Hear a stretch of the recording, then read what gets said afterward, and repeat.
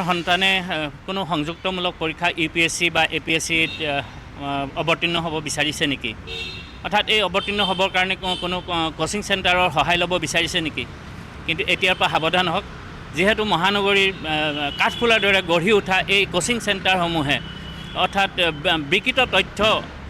বিকৃত তথ্যৰে তেওঁলোকে এই সন্তানসকলক বা ছাত্ৰ ছাত্ৰীসকলক ভৱিষ্যতৰ এক অন্ধকাৰ জগতলৈ ঠেলি দিছে। যিহেতু ইয়াত উল্লেখ কৰিব পাৰি যে দিল্লী মহানগৰীতকৈ গুৱাহাটীত বহু ধৰণৰ কোচিং চেণ্টাৰ আছে UPSC APSCৰ, কিন্তু তাৰ তুলনামূলকভাৱে সেই UPSC বা APSCত অৱতীৰ্ণ হোৱাৰ সেইটো এপাচি শাকত এটা জালুকহে মাত্ৰ। তেওঁলোকে কেনেধৰণে উন্নতি আগবঢ়াই লৈ যায় সেয়া বিচাৰ্য বিষয়।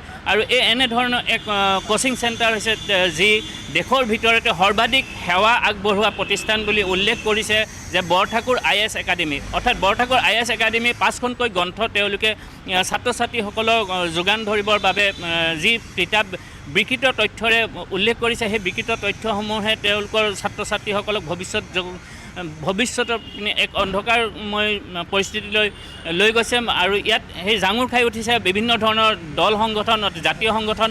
আৰু এই জাতীয় সংগঠনে এই বৰঠাকুৰ যি কোচিং চেণ্টাৰ আছে অৰ্থাৎ ঠাই বিশেষে তেওঁলোকে সময়ে ঠাই সলাই ফুৰে। আৰু সেই যি জাতীয় সংগঠন আছে আটাছুৱে তেওঁলোকক এই আজি যি প্ৰতিবাদ কৰিব লাগিছিলে, কিন্তু প্ৰতিবাদৰ স্থলীত তেওঁলোকে 3 জেগাতে যি বৰঠাকুৰ ছাইনবোৰ্ড আঁৰি থোৱা আছে তেওঁলোকক বিচাৰি নাপালে, সকলো পলাই পত্ৰং, কেৱল ছাইনবোৰ্ড কেইখনহে আছে।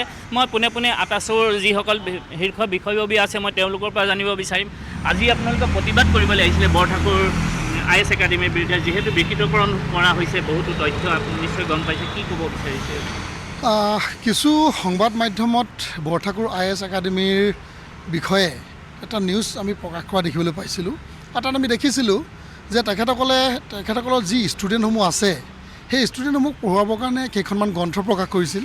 আৰু সেই গ্ৰন্থত আমি দেখিবলৈ পাইছোঁ ইতিহাস বিকৃত কৰি স্বৰ্গদেউ চাওলুং চুকাফা বৰ অসম গঢ়োতা আমাৰ শ্বহীদ কুশল কোঁৱৰ ডাঙৰীয়া, তেখেতসকলৰ যি প্ৰকৃত বিষয়বস্তু, সেই বিষয়বস্তুবিলাক তেখেতসকলে ইতিহাস বিকৃত কৰি শুদ্ধ নহয় অশুদ্ধ ওপৰত উপস্থাপন কৰা আমি দেখিবলৈ পাইছিলোঁ। গতিকে এই সংবাদ মাধ্যমত দেখাৰ পাছতে আমি প্ৰকৃতপক্ষত তেখেতসকলৰ পৰা এই বিষয়বস্তুটো জনাৰ লগতে এই ভুল কিহৰ কাৰণে কৰিবলগীয়া হ'ল সেই ওপৰত আমি আলোচনা কৰাৰ লগতে যদি প্ৰকৃতপক্ষত ভুল কৰিছে তেন্তে কিন্তু তেখেতসকলৰ ওপৰত আমি সাংগঠনিকভাৱে যিখিনি কৰিবলগীয়া আছে, প্ৰতিবাদেই হওক বা অন্যান্য বিষয়বস্তু আমি কৰিবৰ কাৰণে আজি আহিছিলোঁ।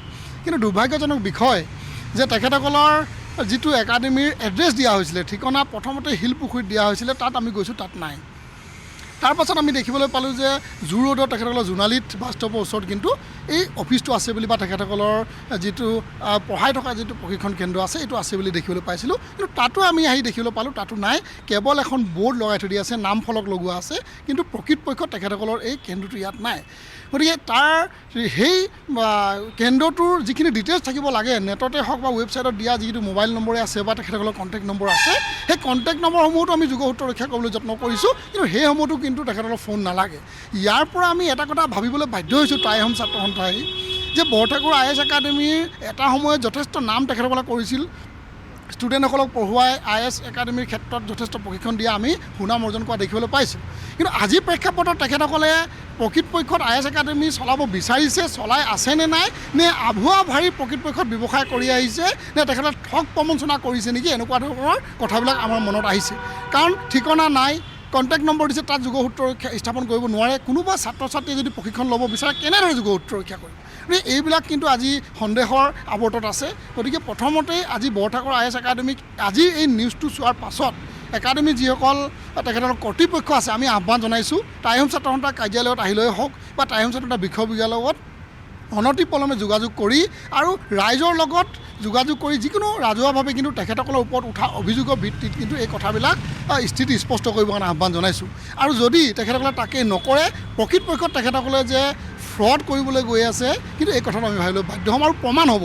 গতিকে আমি টাই আহোম ছাত্ৰ সন্থা পুনৰবাৰ আহ্বান জনাইছোঁ আৰু এই এডুকেশ্যন ডিপাৰ্টমেণ্টক আমি আহ্বান জনাইছোঁ যে এনেকুৱা ধৰণৰ যিবিলাক নামধাৰী কেৱল তেখেতসকলৰ কেৱল IAS একাডেমি বুলি নহয়, অন্যান্য যিবিলাক পাঠ্যক্ৰম বা প্ৰশিক্ষণ দিয়া কেন্দ্ৰ আছে তেখেতসকলৰ ওপৰত কিন্তু সৰব হ'বৰ কাৰণে আহ্বান জনাইছোঁ। প্ৰকৃতপক্ষত যদি ছাত্ৰ ছাত্ৰীৰ ভৱিষ্যতক লৈ যদি হেঁচালি খেলিব বিচাৰে তেন্তে কিন্তু প্ৰশাসনে ইয়াৰ ওপৰত বিহিত ব্যৱস্থা গ্ৰহণ কৰিব লাগিব।